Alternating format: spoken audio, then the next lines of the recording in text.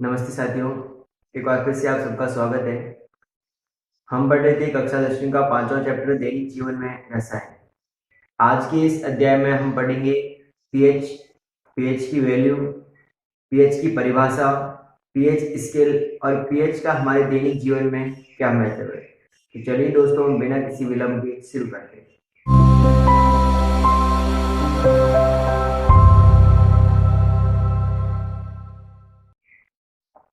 तो सबसे पहले देखते हैं कि पीएच क्या होती है।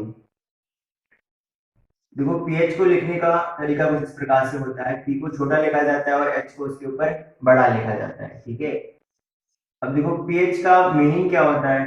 अगर हम इसका सीधा सा मीनिंग पढ़े तो पीएच का मतलब होता है पोटेंशियल ऑफ हाइड्रोजन।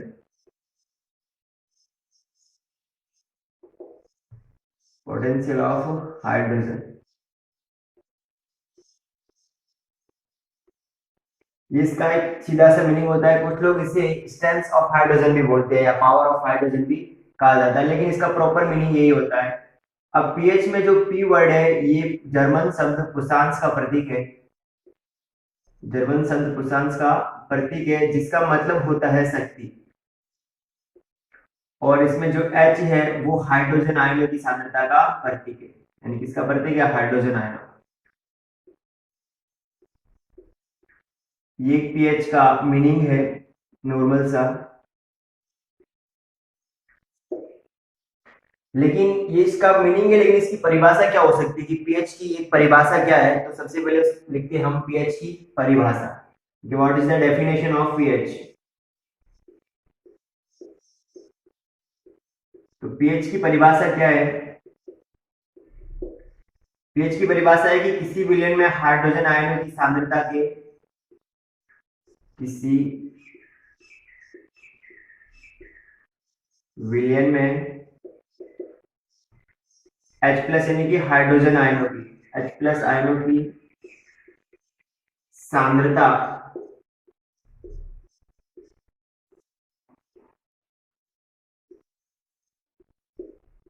सांद्रता के ऋणात्मक लघुगुणक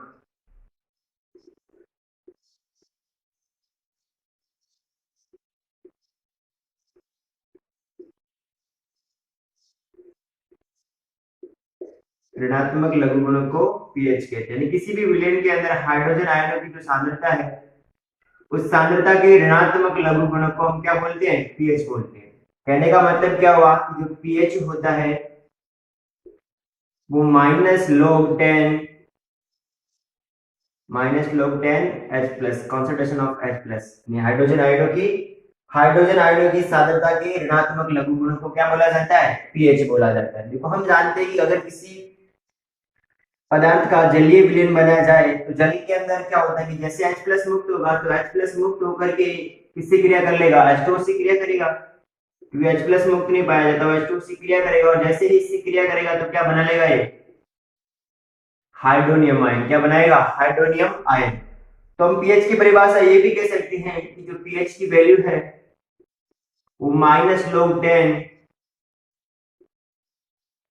H3O, ठीक है ना। हाइड्रोजन आयन क्या होता है ना, हाइड्रोनियम आयन की सांद्रता के ऋणात्मक लघुगुणक के बराबर भी वो हो सकता है। तो ये था पीएच के बारे में एक नॉर्मल सी कि पीएच का सबसे पहले मीनिंग और फिर ये पीएच की डेफिनेशन। इसके बाद हम पढ़ेंगे पीएच स्केल के बारे में। तो देखो, पीएच स्केल क्या होता है।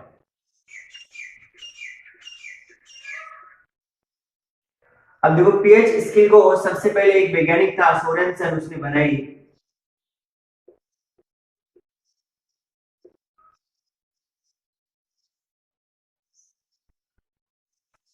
सोरेनसन नाम का वैज्ञानिक था।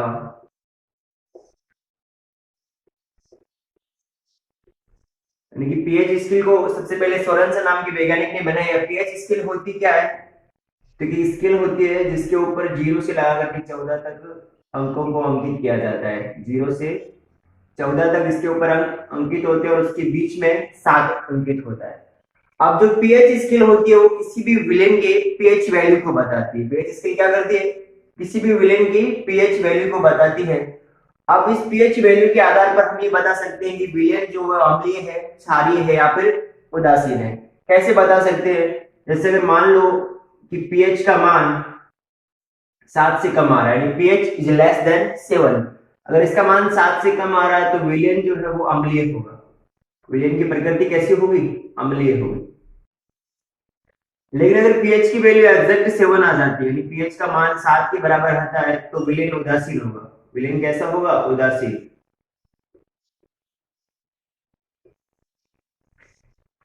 इसके बाद अगर देखोगे, अगर pH की वैल्यू जो है वो 7 से ज्यादा और pH इज ग्रेटर देन 7, तब जो विलेन है उसकी प्रकृति कैसी हो जाएगी? क्षारीय हो जाएगी। तो इस आधार पे हम किसी भी विलेन का pH स्केल की सहायता से मान ज्ञात कर सकते हैं, और मान ज्ञात करने के बाद हम विलेन की प्रकृति के बारे में बता सकते हैं कि विलेन अम्लीय है, क्षारीय है या फिर उदासीन है। अब यहां से एक चीज इंपॉर्टेंट है और वो देखिएगा, जैसे अगर मान लो कि pH के मान में वृद्धि हो रही है, अगर pH की वैल्यू में वृद्धि हो रही है, तो जैसे जैसे pH का मान बढ़ता है ना, जैसे देखो यहाँ से pH का मान बढ़ना शुरू होगा, देखो 0 से 7 तक क्या पाए जाते हैं? अम्ल पाए जाते हैं, और 7 के बाद आगे कौन से होते हैं? क्षार होते हैं। लेकिन जैसे जैसे pH की वैल्यू बढ़ती है तो अम्लों की सामर्थ्य घटती जाती है। pH की वैल्यू बढ़ेगी तो अम्लों की सामर्थ्य घट जाती है। अम्लों की सामर्थ्य घटेगी मतलब क्या होगा? पहले परबल अम्ल होंगे, और जैसे जैसे pH का मान बढ़ता जाएगा तो अम्ल धीरे धीरे दुर्लभ होता जाएगा। तो कहने का मतलब है कि pH जो है, pH की वैल्यू बढ़ेगी तो अम्लों की सामर्थ्य क्या हो जाएगी? घटेगी।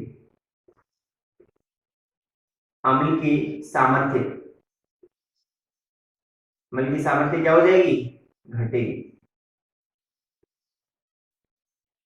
यानी pH का मान जो है अम्लों की सांद्रता के व्युत्क्रमानुपाती होता है। ठीक है, यानी अम्लों की सामर्थ्य जो है वो pH मान के व्युत्क्रमानुपाती होता है। लेकिन इसका दूसरा देखिएगा, अगर इसको आप एग्जांपल के तौर पे ऐसे भी समझ सकते हैं, जैसे एक विलेन है जिसकी pH वैल्यू 2 है, और एक दूसरा विलेन है जिसकी pH वैल्यू 4 है, तो इनमें से परबल कौन सा होगा? परबल वो वाला होगा जिसकी pH की मान कम है। जिस विलेन में pH की मान कम होगी वो विलेन कैसा होगा? परबल अम्ल। और जिसकी pH ज्यादा है वो कैसा होगा? दुर्बल। समझ में आ रहा है? यानी कि जैसे जैसे pH की मान बढ़ेगी तो अम्लों की सामर्थ्य जो है वो घट जाएगी, और ये हो जाएगा दुर्बल अम्ल। लेकिन अगर इसका आगे देखिएगा, अगर हम pH की वैल्यू बढ़ाएं तो क्षारों की सामर्थ्य पर क्या प्रभाव पड़ेगा? अब देखो, जैसे जैसे हम pH की मान को बढ़ाते जाते हैं तो आगे क्षार आना शुरू हो जाते हैं। तो जैसे pH की वैल्यू बढ़ती है तो क्षार की सामर्थ्य भी बढ़ती है। pH की वैल्यू बढ़ने पर क्षारों की सामर्थ्य में वृद्धि होती है। क्षारों की सामर्थ्य, क्षारों की सामर्थ्य में भी क्या होगी? वृद्धि होगी।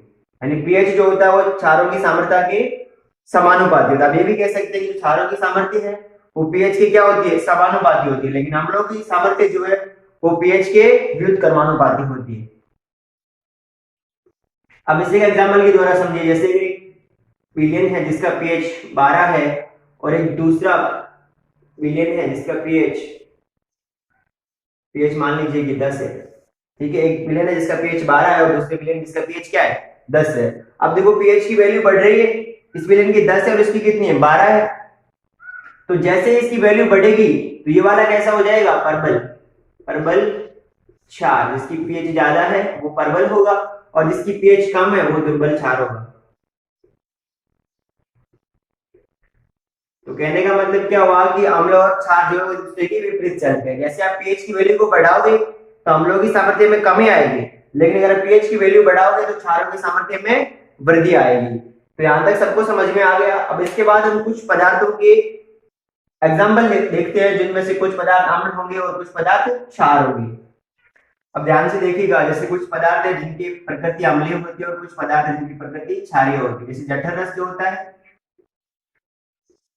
इससे पहले आप एक HCl का एग्जांपल भी ले सकते हैं। HCl की प्रकृति कैसी होती है? अम्लीय होती है। जठर रस जो होता है उसकी प्रकृति भी कैसी होती है? अम्लीय होती है। इसके बाद नींबू है, नींबू की प्रकृति भी कैसी होती है? अम्लीय होती है। नींबू का रस। उसके बाद टमाटर, मैंने बताया था कि टमाटर के अंदर भी क्या पाया जाता है? अम्ल पाया जाता है। टमाटर की प्रकृति कैसी होती है? अम्लीय होती है। टमाटर है, संतरा है, इनकी प्रकृति कैसी होती है? अम्लीय होती है। उसके बाद दूध जो है, दूध की प्रकृति भी कैसी होती है? अम्लीय होती है। इसके बाद हमारा मुख जो है ना, मुख का लार पाई जाती है। इस लार की प्रकृति भी कैसी होती है? अम्लीय होती है। आप ऐसे कई एग्जाम्पल ले सकते हैं। अब आप क्षारों की देखिएगा, जैसे क्षार NaOH जो है ये क्या होता है, क्षार होता है, क्योंकि इसकी प्रकृति कैसी होती है, क्षारीय। इसमें जो पीएच की वैल्यू आती है वो 7 से अधिक आती है। इसके बाद मिल्क ऑफ मैग्नीशिया है, मैग्नीशियम हाइड्रोक्साइड, इसकी पीएच वैल्यू लगभग 10 के आसपास होती है, ये भी कैसा होता है, क्षारीय होता है। उसके बाद बुझा हुआ चूना जो है, कैल्शियम हाइड्रोक्साइड, ये भी क्या होता है, क्षारीय प्रकृति का होता है। इसके बाद मनुष्य का जो रक्त होता है वो क्षारीय प्रकृति का होता है, रक्त की वैल्यू भी क्या होती है, क्षारीय प्रकृति का मनुष्य का रक्त होता है। इस प्रकार से ये कुछ क्षारीय प्रकृति के पदार्थ है जिनको जो है क्षारीय प्रकृति रखती है, इनकी वैल्यू है वो 7 से अधिक होती है। और ये वो पदार्थ हैं जिनकी वैल्यू 7 से कम होती है, इसलिए ये पदार्थ कैसे हैं, अम्लीय। ये अम्लीय पदार्थ है और ये पदार्थ क्षारीय है। लेकिन कुछ पदार्थ ऐसे होते हैं जिनकी वैल्यू है वो एग्जैक्ट 7 आती है। जैसे एग्जांपल के लिए जो शुद्ध जल होता है ना, अशुद्ध जल, अशुद्ध जल की वैल्यू कितनी होती है, 7 होती है।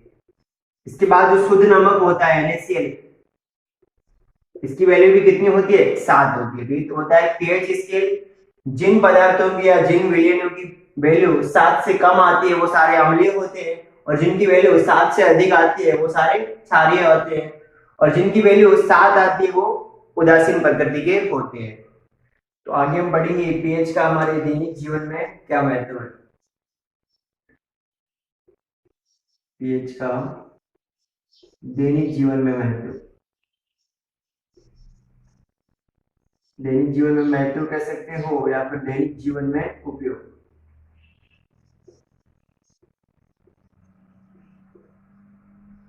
यानी usages of pH in everyday life. इसमें सबसे पहला होता है उदर की अम्लीयता।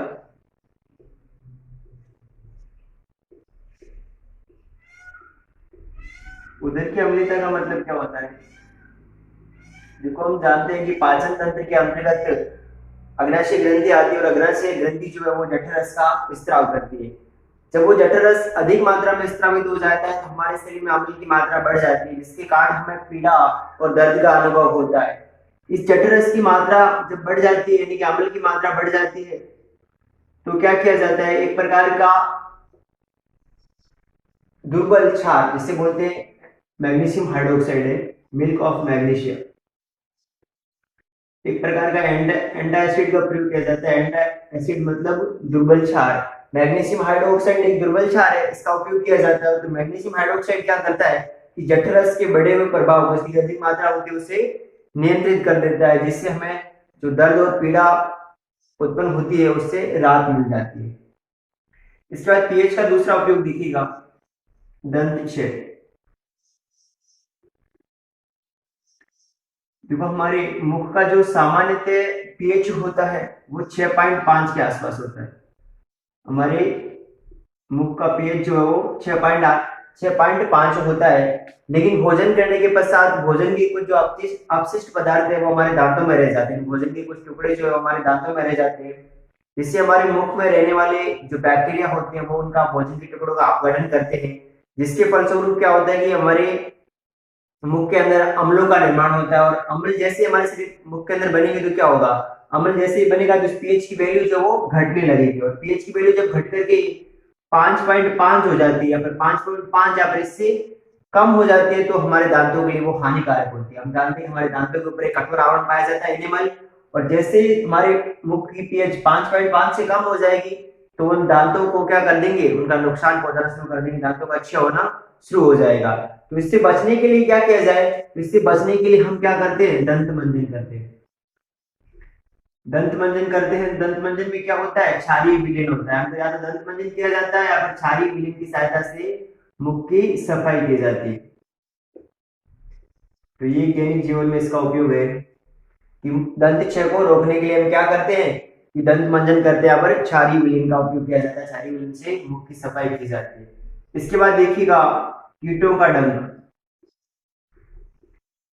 जितने भी कीट पतंग जो होते हैं वो हमें काटते हैं, जैसे कोई चींटी हमें काटती है तो हमें दर्द का अनुभव होता है। जैसे चींटी काटेगी तो हमें दर्द होता है। दर्द क्यों होता है, क्योंकि चींटी में क्या पाया जाता है, फॉर्मिक अम्ल, मैथिओनिक अम्ल पाया जाता है। तो जैसे कीट पतंग हमें काटते हैं तो हमें दर्द का अनुभव होता है। अब क्यों होता है? क्योंकि उनके डंक में क्या पाया जाता है? अम्ल पाया जाता है। अब इस अम्ल के प्रभाव को कम करने के लिए हमें क्या चाहिए? कोई ना कोई क्षार चाहिए। तो इसके प्रभाव को कम करने के लिए सोडियम कार्बोनेट का उपयोग किया जाता है। किसका उपयोग किया जाता है? सोडियम कार्बोनेट का। सोडियम कार्बोनेट कार्बोनेट क्या है? एक प्रकार का क्षार तो नहीं है, लेकिन ये क्या है? एक प्रकार का क्षारीय लवण है। एक प्रकार का क्षारीय लवण है लवण, लेकिन इसमें गुण जो है वो क्षार के पाए जाते हैं। इसका मालिश की जाती है, जहां पर भी हमें कीट पतंग काटते हैं वहां पर सोडियम हाइड्रोजन कार्बोनेट से मालिश की जाती है, जिससे उस दर्द से राहत पाई जा सकती है। इसके बाद अगला देखिएगा इनका उपयोग क्या है। अगला देखो, अम्ल वर्षा। देखो, हम जानते हैं कि जो वर्षा का जल है वो सबसे शुद्ध जल माना जाता है, सबसे शुद्ध जल माना जाता है वर्षा का। लेकिन आजकल टेक्नोलॉजी का इतना ज्यादा उपयोग किया जा रहा है, उद्योग धंधे इतने बनाए जा रहे हैं, इतने प्रकार के केमिकल बनाए जा रहे हैं, जिससे क्या होता है कि वर्षा के जल को भी हम दूषित कर देते हैं।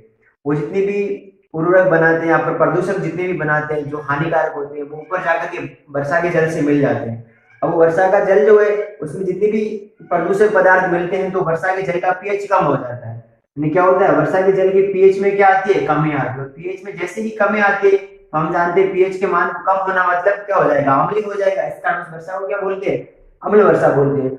और वो जो वर्षा है वो नदियों में जाती है, पानी जैसे नदियों में आता है, नदियों से हमारे खेतों में आ जाता है, और खेतों से वो किसको प्रभावित करता है? फसल को प्रभावित करता है।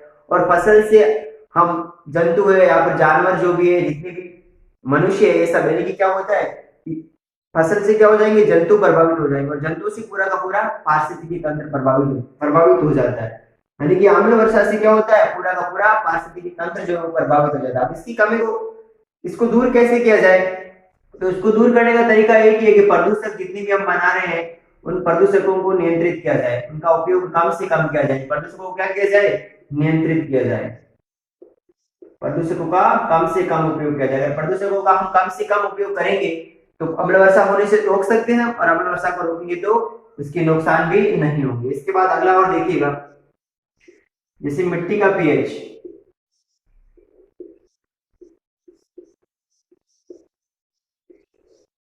अब मिट्टी का पीएच का कैसे पता लगाया जाता है? जैसे देखो,